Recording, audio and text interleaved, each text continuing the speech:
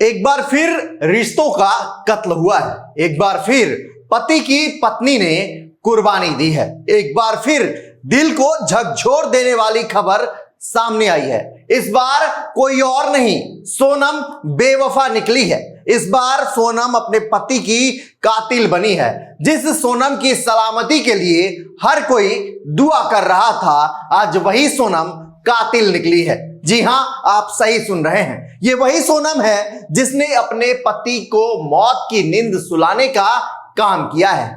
जैसे ही ये खबर सामने आई तो हर कोई सन्न रह गया। हर कोई सोचने पर मजबूर हो गया कि आखिर ऐसा कैसे हो सकता है। लेकिन साहब, ऐसा ही हुआ है।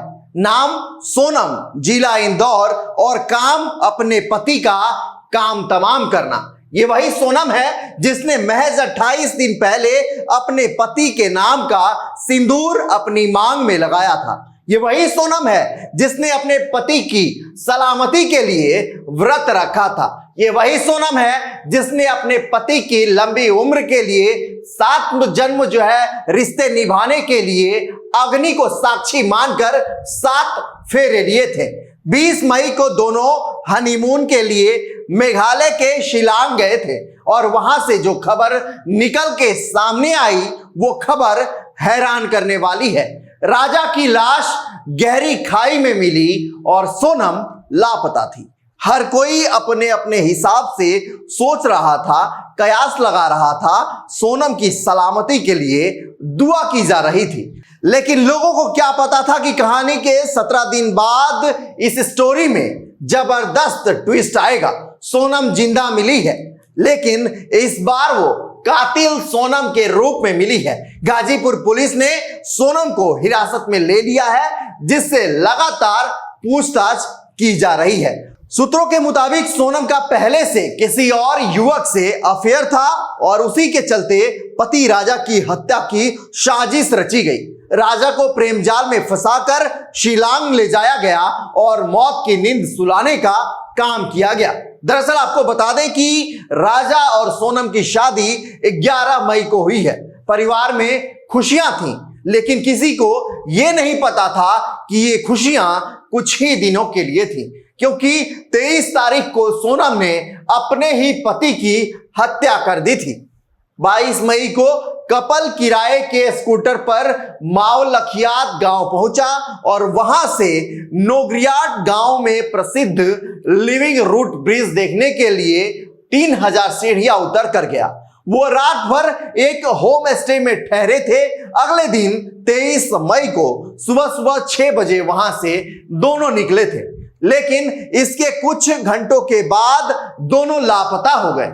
तभी से दोनों के मोबाइल बंद हो गए। 24 मई को मवाल लखियत से करीब 25 किलोमीटर दूर ओसरा हिल्स की पार्किंग में स्कूटी लवारिस पड़ी मिली।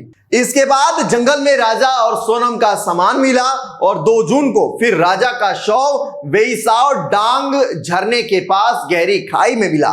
शव बुरी तरह से सड़ चुका था। राजा के भाई विपिन ने ही शव की पहचान की, वो भी उनके हाथ पर बने राजा टैटू से, लेकिन सोनम नहीं मिली।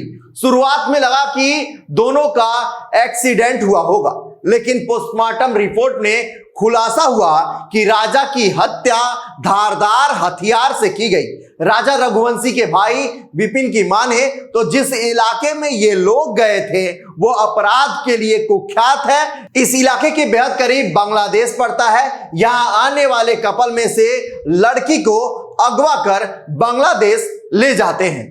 दोनों की तलाश चल रही थी कि इस बीच सोनम और उसकी सास के बीच हुई बात का ऑडियो सामने आया। सास ने पूछा, कुछ खाया? सोनम बोली, यहां कुछ मिलता नहीं है। एक जगह पर दूध लिया, उसमें आधा गिलास दूध में काफी पानी मिला था।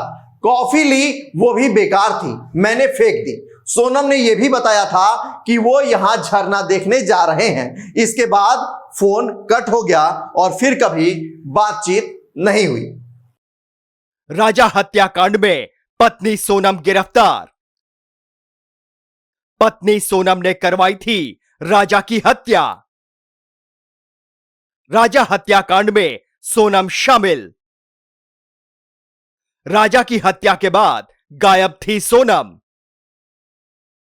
एक हफ्ते के बाद पत्नी सोनम गिरफ्तार। सोनम सहित 4 लोगों पर शिकंजा। 2 जून को मिला था राजा रघुवंशी का शव। दरअसल आपको बता दें कि 9 जून की सुबह 3 से 4 बजे के बीच सोनम गाजीपुर के नंदगंज इलाके में एक ढाबे पर पहुंची थी। वहां से सोनम ने ढाबा संचालक का फोन लिया और अपने भाई को वीडियो कॉल की और बताया कि वो गाजीपुर में है। उसके भाई ने तुरंत पुलिस को सूचना दी और पुलिस ढाबे पर पहुंच गई। सोनम को 1 स्टॉप सेंटर में मेडिकल जांच के लिए रखा गया। जांच में कोई चोट या मारपीट का निशान नहीं मिला। पुलिस सूत्रों के मुताबिक सोनम का किसी युवक से प्रेम प्रसंग चल रहा था, जो शादी से पहले भी सक्रिय था। शादी के बाद भी दोनों संपर्क में रहे और प्लानिंग के तहत राजा का मर्डर किया गया। हत्या में 4 लोगों के शामिल होने की बात भी सामने आ रही है। राजा हत्याकांड में मेघालय डीजीपी का बड़ा बयान। सोनम ने ही अपने पति की हत्या की सुपारी दी थी। सोनम ने ही हत्या की पूरी प्लानिंग की थी। अब सोनम से पूछताछ के बाद खुलासे हो सकते हैं। इस बीच सोनम की मां संगीता सोनम का भी बयान आया है। उन्होंने एक न्यूज एजेंसी से बात करते हुए कहा कि धन्यवाद, जो मिल गई है। यह भी दुख है, वो भी दुख है, लेकिन अभी तो राजा के कातिल का भी पता लगाना है। अभी इस हत्याकांड में काफी कुछ जो है खुलासे होने बाकी हैं। मेघालय की डीजीपी ने हत्याकांड का खुलासा किया है, तो वहीं इन सब के बीच सोनम के पिता की ओर से ये बड़ा दावा भी किया गया है। उन्होंने पुलिस पर ही हत्या करने के आरोप लगा दिए हैं। सोनम रघुवंशी ने सुबह लगभग 3 बजे अपने परिजनों को फोन किया और बताया कि वो बनारस गाजीपुर मुख्य मार्ग पर स्थित काशी ढाबे पर मौजूद हैं। ये जानकारी सोनम रघुवंशी के परिजनों ने इंदौर पुलिस को दी और इंदौर पुलिस ने यूपी पुलिस से संपर्क किया। इस जानकारी पर गाजीपुर पुलिस ने सोनम रघुवंशी को बरामद किया और उन्हें तत्काल हॉस्पिटल ले गए, जहां उनकी मेडिकल जांच की गई। उसके बाद 1 स्टॉप सेंटर पर सोनम रघुवंशी को भेजा गया है। मेघालय पुलिस भी इंदौर में मौजूद थी इसी केस के इन्वेस्टिगेशन के तहत, और वो इस समय गाजीपुर के रास्ते में है। जैसे ही वो वहाँ पहुँचते हैं, कानूनी प्रक्रिया पूर्ण कर सोनम रघुवंशी को उन्हें हैंडओवर कर दिया जाएगा। बता दें कि पुलिस की टीमें लगातार सोनम की तलाश कर रही थी। फिर इसके 7 दिन बाद ही पुलिस को मामले में बड़ी कामयाबी हासिल हुई। सोनम को आज यूपी के गाजीपुर से पुलिस ने गिरफ्तार कर लिया है। इसकी पुष्टि गाजीपुर के एडिशनल एसपी ज्ञानेंद्र प्रसाद ने की। तो वहीं मेघालय के डीजीपी ने कहा, राजा मर्डर केस में उसकी पत्नी सोनम का ही हाथ था। उसी ने राजा को मरवाने के लिए भाड़े के किलर्स बुलवाए थे। पुलिस ने मध्य प्रदेश के रहने वाले उन 3 हमलावरों को भी गिरफ्तार कर लिया है। साथ ही एक आरोपी की तलाश अभी जारी है। गाजीपुर पुलिस के मुताबिक सोनम रघुवंशी यूपी के गाजीपुर में एक ढाबे पर मिली है। वो बदहवास हालत में थी। अभी इस घटना पर कुछ भी बोल नहीं रही है। दरअसल सोनम ने परिवार से संपर्क करने के लिए फोन का इस्तेमाल किया, जिसके बाद पुलिस सोनम तक पहुंची है।